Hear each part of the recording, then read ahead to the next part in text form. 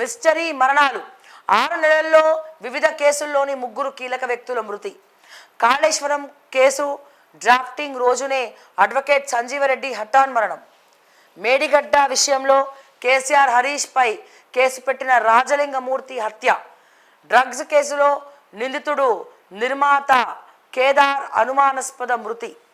ఇవన్నీ చూస్తూ ఉంటే మరి ఎవరి మీదకి పోతుంది డౌట్ అంటే ఖచ్చితంగా ఇట్లా మాట్లాడితే ఖచ్చితంగా ఈ డౌట్ అంతా బీఆర్ఎస్ పార్టీ మీదకే పోతూ ఉంది, హరీష్ రావు మీదకి పోతూ ఉంది, కేటీఆర్ మీదకి పోతూ ఉంది, కేసీఆర్ మీదకి పోతూ ఉంది.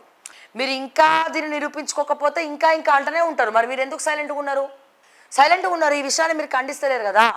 రాజలింగమూర్తి మరణానికి మీకు సంబంధం ఏమైనా ఉందని అంటున్నారు అందరూ. ఎవడెవడైతే కేసులు పెట్టినరో వాళ్ళందరూ చనిపోతుర్రు అంటుర్రు. వాళ్ళందరినీ చంపేదెవరు, చంపించేదెవరు? మీరేనా? మీరు కాకపోతే బయటకు వచ్చి చెప్పండి మరి మేము కాదని.